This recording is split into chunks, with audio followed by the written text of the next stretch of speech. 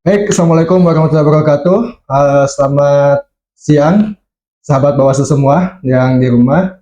Kembali lagi pada hari ini, kita ketemu dalam acara yang sangat luar biasa bagi Bawaslu Cianjur, dan ini adalah acara yang episode perdana dengan acara yang bernama Ngadem, Ngebahas Demokrasi. Sahabat Bawaslu semua, Bawaslu Cianjur mengadakan acara ini adalah sebagai upaya untuk pendidikan politik, pendidikan demokrasi untuk sahabat Bawaslu semua yang ada di rumah, atau penonton semua. Dan tentunya ini menjadi program yang akan terus kita lanjutkan untuk upaya menjadikan pendidikan politik untuk sahabat Bawaslu semua. Baik sahabat Bawaslu semua, pada hari ini narasumber pertama di episode pertama Ngadem, ngebahas demokrasi, kita telah kedatangan narasumber yang sangat luar biasa tentunya. Beliau adalah anggota Bawaslu Kabupaten Cianjur, Divisi Penanganan Pelanggaran dan Datin. Beliau adalah Pak Yana Sofian. Tepuk tangan buat Pak Yana. Selamat siang, Pak. Selamat siang, Pak Dery. Bagaimana hari ini, sehat? Alhamdulillah sehat. Izin Pak, Bawaslu Cianjur karena punya acara ngadem ini, ya. ngebahas demokrasi, tentunya kita harus menyampaikan pendidikan politik bagi masyarakat. Baik.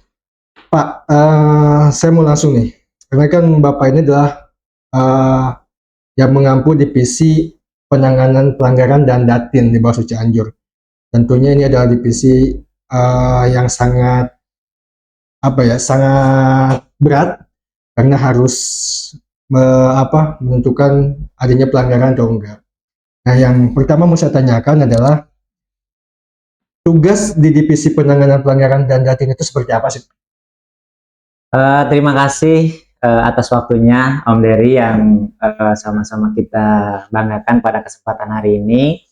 Sahabat-sahabat Bawaslu dimanapun berada, khususnya di Bawaslu Kabupaten Cianjur, secara pribadi saya juga mewakili kelembagaan yang hari ini mengampu divisi penanganan pelanggaran. Tentu ini acara yang cukup istimewa karena tentu dengan kegiatan yang dilakukan di Bawaslu Kabupaten Cianjur yang hari ini dilaksanakan dengan diksi ngadem, ini cukup menarik ya. Jadi ngadem itu kan kalau kita istilahkan ini ibarat kita sedang neduh.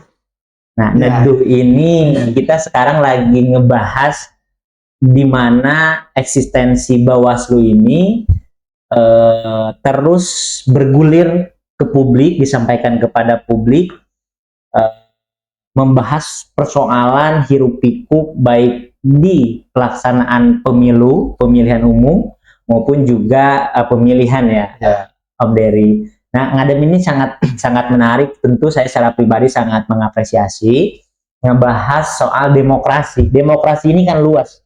Ruang lingkup demokrasi ini luas. Nah, salah satu yang kemudian lahirnya kelembagaan Bawaslu adalah untuk menyajikan dan menciptakan pelaksanaan penyelenggaraan baik pemilu maupun pemilihan ini yang tentunya sangat profesional dan kredibel. Termasuk pengawal prosesnya juga berarti ya? Termasuk pengawalan proses. Jadi kalau kita merujuk terhadap pelaksanaan atau mengartikan pemilihan umum maupun pemilu ini kan mulai kita lakukan pengawasan ini dari tahapan, Om Dery. Jadi tidak kita langsung pada saat kampanye, kita pada saat pungut hitung misalkan, nggak begitu konsepnya. Jadi konsepnya ini kalau merujuk terhadap hal-hal teknis dalam pengawasan ini kan kita melakukan pengawasan pada saat sebelum ditetapkan baik jadwal, kemudian pencalonan dan lain hal sebagainya. Jadi ada tahapan persiapan, ada tahapan pelaksanaan. Rekan-rekan sahabat Bawaslu. Nah, dua tahapan ini yang itu menjadi krusial bagi kami. Itu berarti yang diatur sama KPU ya? Iya, itu yang diatur oleh KPU. Secara regulasi KPU yang mengatur, karena diatur dalam PKPU yang terkait berkenaan dengan persiapan maupun pelaksanaan. Nah, kita juga didorong dengan payung hukum, yaitu adalah regulasi yang mengatur tentang pengawasan dua hal teknis tadi. Nah, jadi di persiapan kita juga melakukan pengawasan, sampai kemudian juga di pelaksanaan kita juga melakukan pengawasan. Kalau di Bawaslu payung hukum yang digunakan itu apa? Berkenaan dengan payung hukum ya, untuk pelaksanaan pengawasan saya lupa lagi, tapi nanti boleh di searching karena banyak.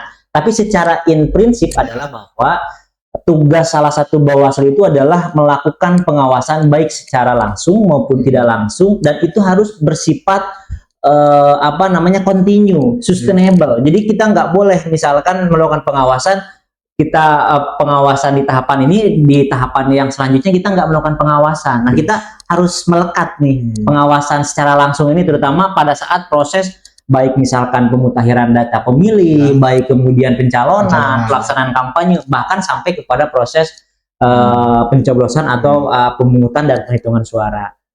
Nah, tadi Om Dery sedikit menyinggung kalau kemudian berbicara karena saya mengampu divisi penanganan pelanggaran ya. Nah, khusus untuk divisi penanganan pelanggaran secara regulasi kan sudah diatur bahwa kita secara sederhana itu tidak boleh apabila ada masyarakat yang ingin melapor kepada kita secara teknis nggak boleh kita menolak.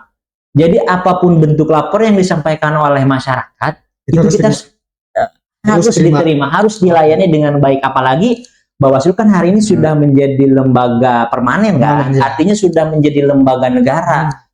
Secara teknis juga kemudian itu menjadi pelayan masyarakat. Nah, ini yang kemudian kita tidak boleh menolak apapun dalam bentuk laporan, Om Dery.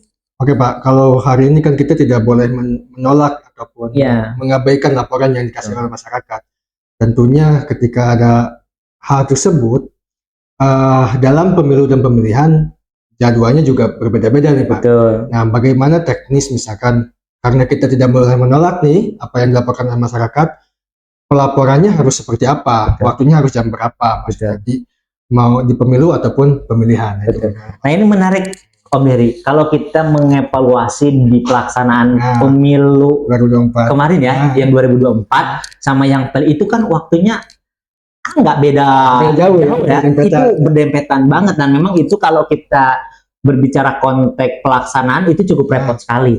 Nah, terutama dalam konteks pengawasan, penanganan pelanggaran khususnya itu cukup repot ya, banyak sekali luar biasa di Cianjur ini. Tapi kita sangat mengapresiasi kepada masyarakat bahwa ternyata memang ada yang peduli dan memperhatikan terhadap kondisi demokrasi kita. Misalkan ketika ada atau melihat langsung adanya dugaan pelanggaran, mereka mau melaporkan, dan ini sangat apresiasi. Berarti partisipasi masyarakat terhadap pengawasan berjalan gitu ya? Betul sekali. Ini sangat luar biasa. Artinya masyarakat sebagai civil society ini itu cukup antusias dalam melakukan pengawasan, karena pengawasan ini kan kalau kita merujuk terhadap SDM kita, Om Dery, itu kan cukup sedikit ya. Kita bayangkan di tingkat TPS aja yang paling bawah kita cuma punya satu pengawas TPS, sedangkan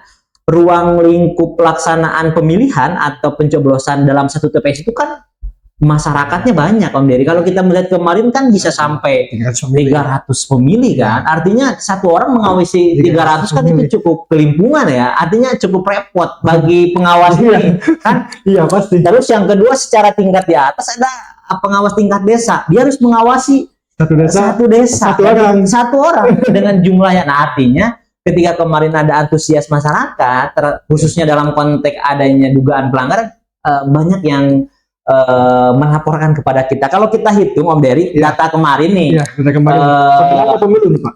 Ini kemudian yang kemarin di pemilihan bupati ya, pemilihan bupati. Ini kalau kita hitung jumlah laporan ini itu totalnya ada 46, Om Dery. 46 laporan dari masyarakat. Laporan dari masyarakat. Itu dengan berbagai kategori jenis dugaan pelanggaran. Baik itu ada laporan dugaan pelanggaran peraturan undang-undangan lainnya, ada pelanggaran administrasi pemilihan, ada kode etik, ada pidana pemilihan dan lain sebagainya. Kalau kita hitung nih Om Dery, ini saya masih pegang datanya, itu dari jumlah 46 ini, jumlah laporan ini adalah jumlahnya ada 41, jumlah temuannya ada 5. Jadi kalau kita kumulatifkan ada 46. Temuan itu berarti yang dilakukan oleh pengawas pemilu ya? Betul. Jadi nih ada 2 ya metode dalam konteks melakukan penindakan atau penanganan pelanggaran yang sumbernya itu ada sumber dari laporan dan ada sumbernya dari temuan. Nah, berarti kalau dari laporan ini adalah sebagaimana yang diatur dalam regulasi itu adalah masyarakat langsung yang sudah punya hak pilih. Nah, jadi masyarakat ini yang kemudian dalam jumlah kategori 41 laporan ini adalah masyarakat. Dia yang sudah punya hak pilih tentunya. WNI tentunya kan begitu. WNI tentunya yang kemudian itu boleh. Termasuk dalam regulasi kan ada peserta pemilihan dan lain sebagainya. Nah, itu yang bersifat dari antusias masyarakat. Lalu kemudian ada jumlahnya 5 yang ini bersifat dari temuan. Nah, temuan ini itu yang kemudian diawasi secara langsung oleh rekan-rekan pengawas pemilihan, baik secara struktural di tingkat kabupaten sampai kemudian di tingkat PTPS. Nah, PTPS kan gitu. Nah, kalau kita spesifikan dari total 46 ini, 41 laporan dari 5 temuan ini, kan tentu kita ini melakukan metode dan menganalisa terhadap laporan maupun temuan yang kita dapatkan di lapangan. Itu kita menganalisa. Jadi yang laporan ini maupun temuan ini tentu dia harus memenuhi kategori dulu sebelum nanti ini ditindaklanjut, Om Dery. Nah, jadi kategorinya ini kan kalau laporan masuk nanti dari rekan-rekan staf khususnya juga di divisi penanganan pelanggaran itu akan melakukan penelaahan berkas-berkas terlebih dahulu karena tentu harus memenuhi 2 aspek ya, 2 unsur. Harus terpenuhi unsur formil dan unsur materialnya kan begitu. Unsur formil misalkan kalau laporan siapa yang harus melapornya itu harus jelas kan begitu. Kemudian siapa yang menjadi telapornya, apa jenis dugaan pelanggarannya, termasuk juga dalam konteks hal-hal yang lain waktunya juga tidak melebihi karena kalau penanganan pelanggaran di pemilu maupun pemilihan kita ini diberikan batas waktu. Oh, diberikan batas waktu. Oke, jadi diberikan batas waktu, termasuk pelaporan temuan dalam penanganan ini kita diberikan batas waktu. Beda kan? Kalau penanganan perkara di kepolisian dan kejaksaan, mereka timelinenya kan cukup lama. Tapi karena pemilu dan pemilihan ini waktunya singkat, maka dalam konteks dorongan atau payung hukum dalam konteks penanganan pelanggaran itu juga singkat. Dan dengan singkat ini kita harus cepat menganalisa. Jadi nggak boleh kita main leha-leha ketika ada laporan masuk, santai aja karena masih ada hari esok atau hari lusa, kan nggak bisa begitu konsepnya.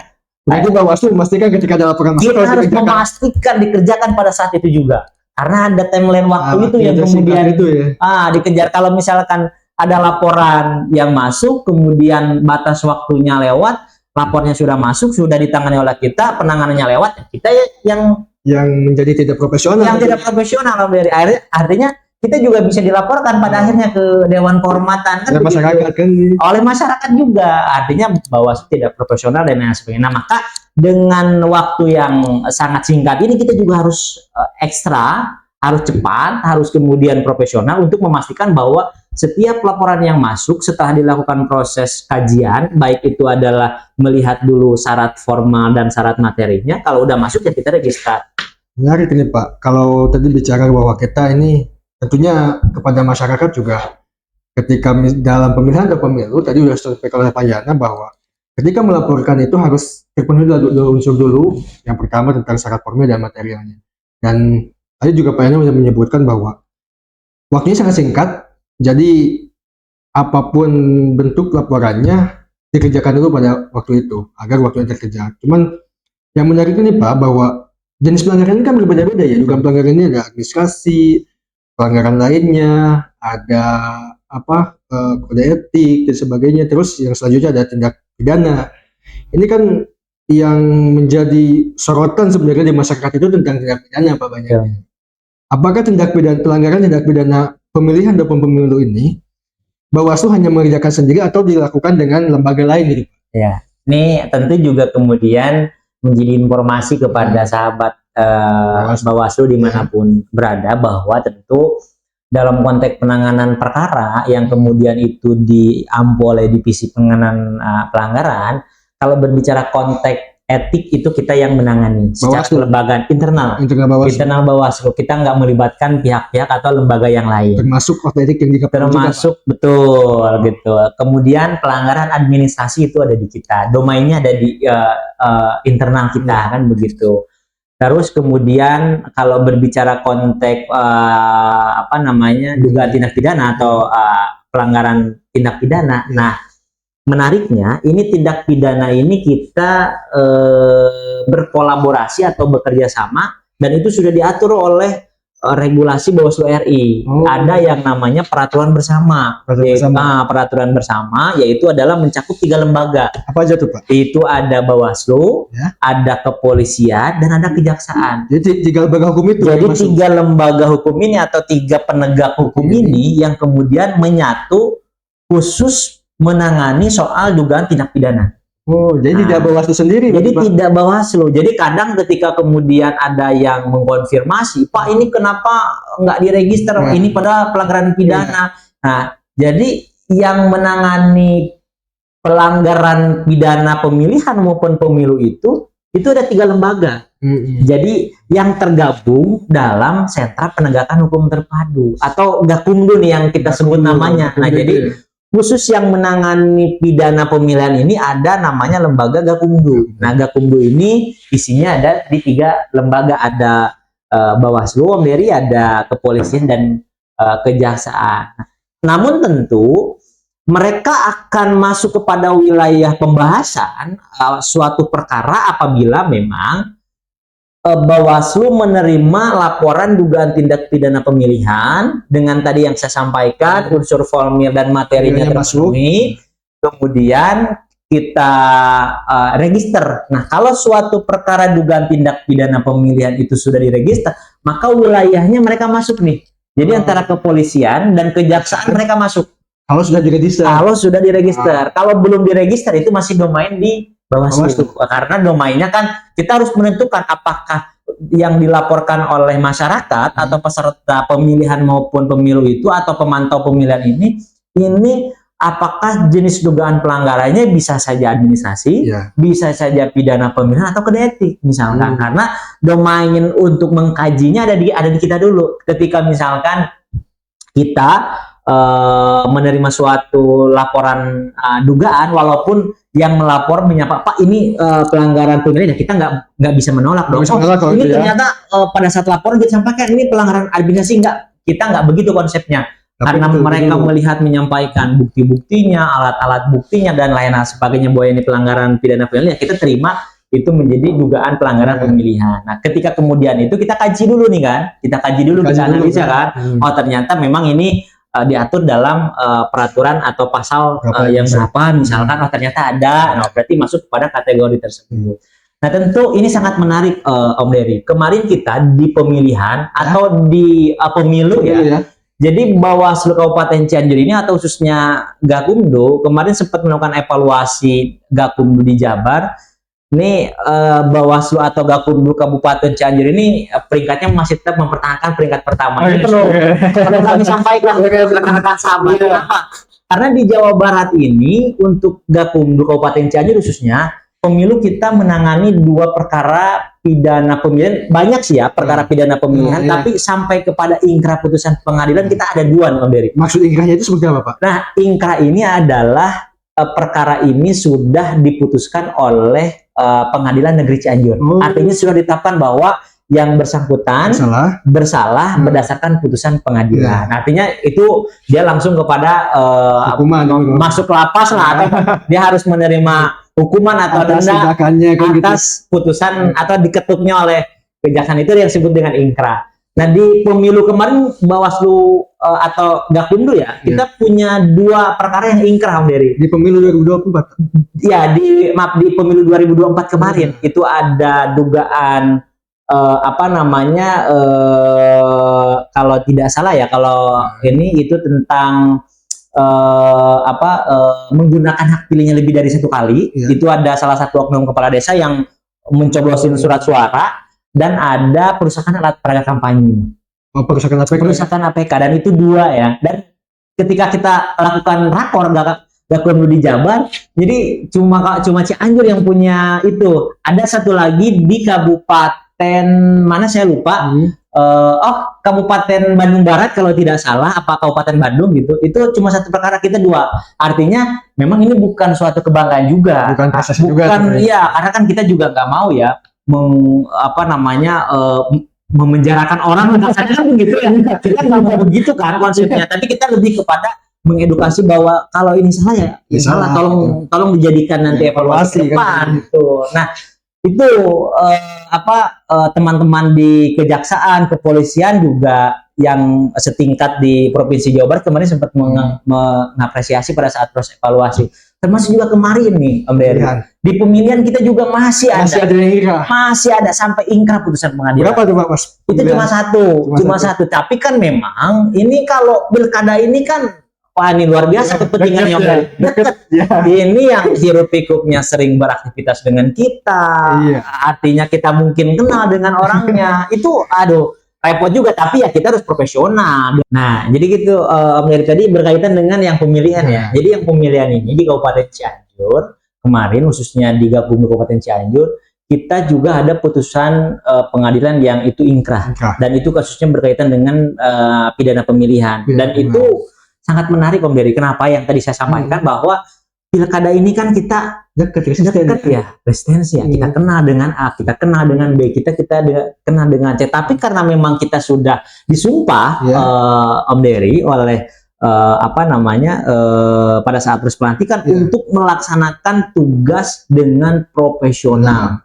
Artinya kan ini menjadi tanggung jawab kita. Nah, yang menariknya selain daripada itu, kemarin untuk dugaan pelanggaran atau pelanggaran pidana pemilihan ini adalah berkaitan dengan adanya oknum salah satu aparat sipil negara atau ASN. ASN dia mungkin nggak tahu ya, dia lupa atau bagaimana, dia mengkampanyekan salah satu pasangan calon. Itu tidak diperbolehkan. Ya, itu nggak boleh kan begitu, karena dalam salah satu klausul di undang-undang pemilihan ini bahwa setiap baik itu adalah perseorangan dan lain sebagainya, atau kemudian itu adalah dia pasangan calon, tim kampanye dan lain sebagainya, termasuk adalah ASN tidak boleh melakukan atau ikut dan terlibat dalam kegiatan kampanye, apalagi sampai mengkampanyekan. Mengkampanyekan nggak boleh, Pak. Nggak boleh mengkampanyekan. Ini sederhananya begini, jangankan mengkampanyekan Om Dery, hadir pada saat ada di kegiatan kampanye aja yang namanya ASN ini nggak boleh, apalagi dia mengkampanyekan. Mengkampanyekan itu termasuk juga ke pelanggaran pidana. Dugaan pelanggaran pidana. Bukan undang-undang lainnya. Bukan undang-undang lainnya. Undang-undang lainnya dia juga bisa kena, karena di ASN itu kan ada kode etik ASN kan, yang dia harus netral kan. Nah, artinya kalau kita merujuk terhadap hal-hal yang tadi, itu bisa saja dia kena sebagai pidana pemilihan atau kemudian peraturan perundang-undangan lainnya yang tadi saya sampaikan. Undang-undang ASN ini dia bisa kena. Nah, makanya memang yang tadi saya sampaikan di awal, ini Cianjur ini Gakumdunya masih mempertahankan kira-kira Om Dery begitu. Sampai kemudian yang kita sangat mengapresiasi di Cianjur ini, alhamdulillah Gakumdu ini baik dari Bawaslu, baik dari kepolisian dan kejaksaannya solid. Artinya kita selalu koordinasi dan komunikasi. Ini sederhana yang kemudian kita sering lakukan ya teman-teman, sahabat-sahabat sekalian. Jadi ketika ada laporan atau temuan masuk, kemudian sebelum dilakukan proses register itu kita ada yang ya kita sebut lah ya, walaupun nggak diatur dalam regulasi, kita ada namanya pra pembahasan. Nah, kalau pembahasan itu kan diatur dalam regulasinya, ada pembahasan 1, pembahasan 2, ada pembahasan 3 diatur. Nah, pra pembahasan ini kan nggak dibuat secara tekstual ya dalam regulasi, tapi kita lakukan itu. Artinya pra pembahasan ini ya kita diskusi lah, kongko gitu lah, mendalami, ngobrol sambil ngopi, ngerokok kan gitu sambil makan. Nggak harus secara formal di kantor Gakumdu, tapi kita juga bisa di luar, di warung-warung kopi kan begitu, di tempat-tempat kopi kita ngobrolnya ada perkara ini. Ini kira-kira kalau kita analisa dari sudut pandang kepolisian bagaimana, sudut pandang kejaksaan bagaimana, dan sudut pandang dari Bawaslu juga bagaimana kan? Artinya kita satukan, kita kolaborasikan. Kalau kemudian dari analisa dari 3 lembaga ini ternyata ini ada regulasi yang mengatur ini tak pasalnya sekian, ya udah kita jalan karena diatur dalam regulasinya kan begitu. Kalau misalkan ternyata nggak diatur dalam regulasinya, nggak ada, ya kita nggak bisa ini dikategorikan sebagai pidana pemilihan, mungkin bisa saja sebagai peraturan atau pelanggaran yang lainnya. Yang lainnya kan. Begitu Om Dery. Tadi Pak bahwa kita apresiasi masyarakat hari ini tentunya paham terhadap isu-isu kepemilihan dan sebagainya, serta ikut mengawasi proses pelaksanaan pemilu dan pemilihan yang menghasilkan tadi begitu banyak laporan tentunya. Ya. Cuman selalu ada kekhawatiran Pak yang di masyarakat ketika mereka mau ikut partisipasi dalam melakukan pengawasan. Tentunya dalam pelaporan ini yang biasanya yang menjadi kekhawatiran dari masyarakat itu adalah ketika identitas si pelapor atau saksi itu muncul keluar. Ini kan menjadi suatu kekhawatiran apalagi dalam pelaksanaan pemilihan yang tadi resistensinya begitu dekat. Takutnya mungkin mereka ketika melapor identitas mereka terpublish keluar menjadi sasaran orang lain. Itu gimana Pak diaturnya di Bawaslu? Ya, jadi berkenaan dengan pelaporan ini kan ada informasi yang dikecualikan Om Dery. Nah, ini benar-benar yang kemudian kita jaga. Jadi siapapun pelapornya ini kita jaga. Ini identitasnya tidak boleh keluar. Itu harus benar-benar menjadi konsumsi kita di hanya di Bawaslu. Hanya di Bawaslu. Kan gitu berarti. Betul. Jadi nggak boleh kita sampaikan kepada publik ya, kepada publik bahwa kita menerima pelapornya si ini, kira-kira kan begitu. Kalau saksinya si ini kan begitu. Kalau terlapor pasti akan terpublikasi kan begitu. Nah, tapi untuk pelapor ini adalah benar-benar yang kemudian identitasnya kita jaga, kita rahasiakan, dan itu secara regulasi di kita itu adalah informasi yang dikecualikan. Nggak boleh kita sampaikan kepada publik. Nggak boleh sembarangan diinformasikan ke publik. Betul. Juga kalau meminta ya itu termasuk informasi yang dikecualikan. Tidak bisa Bawaslu keluarkan gitu. Betul. Nanti biasanya kalau mereka tahu atau nanya, misalkan ada media yang nanya, mereka cari tahu sendiri biasanya di lapangan ada laporan ini, ada ini dan itulah kira-kira kan. Iya, karena ini kan resistensi Pak. Maksudnya ketika orang melapor, aduh, saya takutnya kalau bahasa Sundanya dikakalakan. Orang-orang yang dilaporkan kan gitu. Apalagi kalau yang melapornya tetangganya sendiri. Ini kan menjadi hal-hal yang sangat resisten lah. Tapi ya Bawaslu akhirnya Sobat Bawaslu ketahui bahwa ketika Sobat Bawaslu melapor, tentunya Bawaslu sendiri melindungi data-data si pelapor tersebut dan menjadi informasi yang dikecualikan. Nah, baik Pak, sebelum kita akhiri nih, karena kan kemarin 2024 ada hal-hal yang beriringan, pemilu serentak sama pemilihan serentak, pemilihan kepala daerah dan juga pemilihan presiden dan DPR RI, DPR RI, provinsi dan kabupaten kota. Yang menjadi tentunya ada evaluasi tuh pada dari kedua event besar atau hajat besar untuk masyarakat Indonesia di tahun 2024 kemarin. Tentunya evaluasi ada untuk penanganan pelanggaran sendiri di Bawaslu Cianjur. Nah, yang selanjutnya Pak, maksudnya evaluasinya apa dan kedepannya harus bagaimana? Nah, Sobat Bawaslu sekalian, jadi memang kalau kita menghadapi tantangan pelaksanaan pemilihan umum dan pemilihan ke depan yang nanti akan dilaksanakan tahun 2029 dan 2031 ya, sebagaimana putusan Mahkamah Konstitusi ya, begitu. Kalau itu menjadi doa-doa, saya pikir ya, itu menjadi doa-doa bagi kita sebagai penyelenggara pemilihan. Terutama misalkan saya mengampu divisi penanganan pelanggaran data dan informasi di Bawaslu Kabupaten Cianjur, itu menjadi doa-doa yang dikabulkan.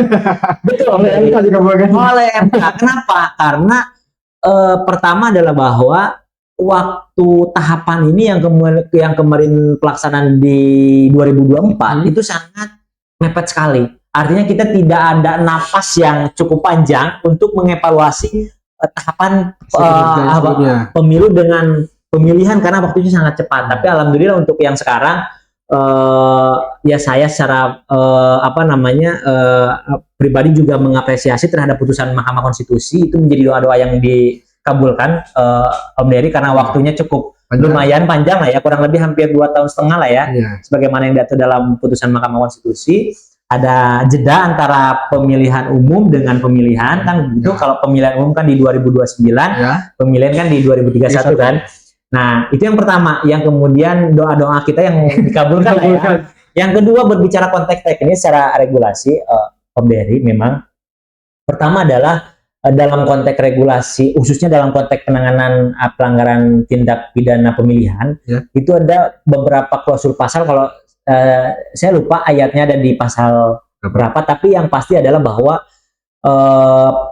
pelaporan itu khusus untuk pidana pemilihan, ketika suatu perkara ini naik kepada proses SPKT, SPKT itu adalah proses di mana perkara yang dilaporkan oleh masyarakat yang kategorinya 3 tadi ya, ada masyarakat atau WNI yang sudah punya hak pilih, ada peserta pemilihan, ada pemantau pemilihan, dan itu sudah dibahas di Gakumdu dan dinyatakan ini memenuhi unsur pasal yang disangkakan. Ya. Misalkan tentang pidana pemilihan, money politik, atau perusakan alat peraga kampanye atau ASN kampanye misalkan. Itu sudah terpenuhi. Hasil pembahasan kami, hasil kajian kami, hasil klarifikasi kami kepada pihak-pihak terkait, itu terpenuhi unsur pasalnya, itu diteruskan ke pihak kepolisian. Nah, itu namanya proses SPKT.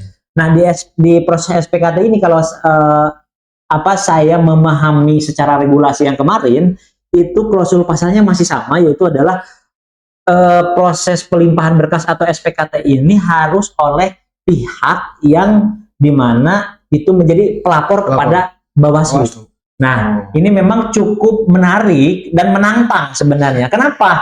Karena kalau kita berbicara konteks hal itu, ini nggak bisa diwakilkan oleh Bawaslu atau oleh Gakumdu. Iya. Nggak bisa. Itu si pelapornya yang harus dia datang langsung. Jadi betul. Jadi dia harus 2 kali datang. Pertama, misalkan dia laporan kepada Bawaslu, ketika ini sudah ditangani oleh Bawaslu dan khususnya adalah Gakumdu, dan ini dinyatakan masuk ke SPKT, itu si pelapornya harus lapor lagi. Nah, artinya ini ada kekhawatiran. Misalkan bisa saja si pelapor ini dia kena intervensi oleh posisinya dia sebagai tersangka atau terlapor misalkan, kan begitu.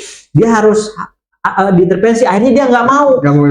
Betul, kalau posisinya itu nggak mau, otomatis itu nggak bisa diteruskan di SPKT. Gugur dong ya? Gugur, walaupun di kita ini sudah memenuhi unsur pasal. Nah, itu nggak bisa kita teruskan di SPKT. Ini yang kemudian cukup kebingungan bagi kita. Kecuali misalkan ada klausul pasal yang mengatur tentang bisa diwakilkan oleh pengawas pemilihan misalkan oleh Bawaslu dalam hal ini.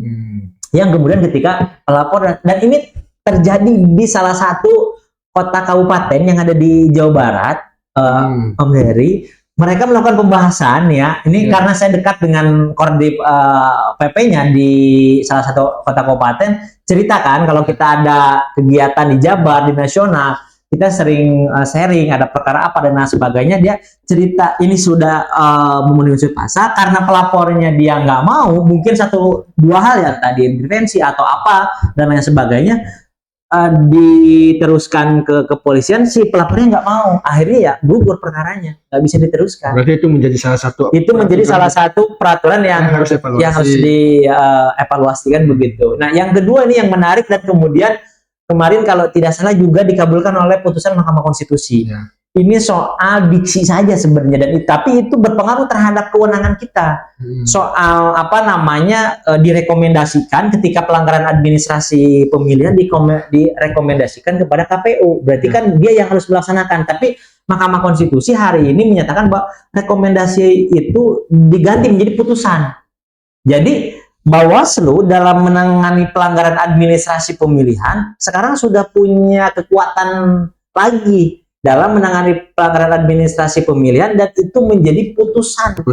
Tidak mesti ditindaklanjuti oleh KPU, dan itu menjadi, kalau ini ya salah berarti sanksinya ini kan begitu. Nah, kalau yang kemarin kan beda kan regulasinya. Jadi rekomendasi itu KPU yang harus mengeluarkan ininya kan, putusannya kan gitu. Kalau sekarang ini enggak. Nah, jadi sekarang itu menjadi kekuatan juga bagi kita. Kita diberikan power juga dalam melakukan penanganan pelanggaran administrasi pemilihan kan, bahwa kalau ini salah dan dinyatakan sebagai pelanggaran administrasi pemilihan, itu nggak ada lagi istilah nanti kita rekomendasi kepada KPU atau misalkan kepada, tapi ini sudah menjadi putusan Bawaslu yang bersifat final. Kira-kira demikian. Jadi evaluasinya tadi ada pasal yang harus dievaluasi lagi, dan juga ada keuntungan dari putusan MK terhadap pasal yang dengan Bawaslu kan. Betul.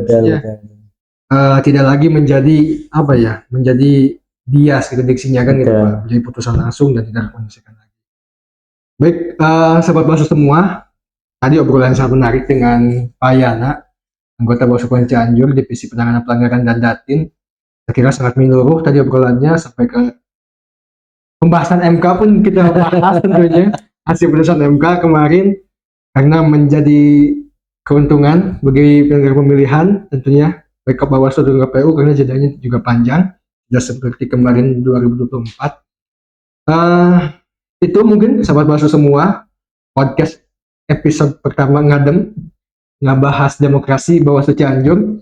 Mudah-mudahan Ngadem ini menjadi pendidikan politik yang baik bagi Bapak Ibu semua atau sahabat Bawaslu semua, menyongsong nanti pemilu atau pemilihan di 2029 dan 2031 yang sudah diputuskan oleh MK, mudah-mudahan tidak berubah lagi. Ini kita tinggal nunggu nanti proses undang-undang Pak, perubahan undang-undang yang di DPR jadi kan yang masih dibahas, tapi itu kan masalah di atas. Urusan di atas lah itu, kan kita pelaksana regulasi aja. Yang penting untuk Bawaslu Cianjur tentunya kita memberikan pendidikan politik yang baik bagi Bapak Ibu ataupun sahabat Bawaslu semua, dan apresiasi tentunya ataupun nanti ikut mengawasinya lebih baik lagi seperti di 2024 kemarin. Pak Yana, izin untuk closing statement atau apa kepada sahabat Bawaslu? Baik. Pertama yang ingin saya sampaikan pada kesempatan hari ini mewakili rekan-rekan yang lain, khususnya di Divisi Penanganan Pelanggaran, bahwa Divisi Penanganan Pelanggaran ini atau Bawaslu ini sebagai lembaga penegak hukum keadilan pemilu dan pemilihan. Ya, jadi tidak ada lagi lembaga di negara ini, di Indonesia, selain Bawaslu yang kemudian melakukan penegakan hukum terhadap pemilu maupun pemilihan. Wabil khusus ada di Divisi Penanganan Pelanggaran, karena pusat mereka untuk menyampaikan kegelisahan adanya potensi pelanggaran itu adalah Divisi Penanganan Pelanggaran. Ya, jadi itu yang menjadi catatan pentingnya, Om Dery. Jadi yang menjadi tanggung jawab terhadap penanganan pelanggaran, menerima laporan. Betul, itu ada di Divisi Penanganan Pelanggaran itu ada di Divisi Penanganan Pelanggaran.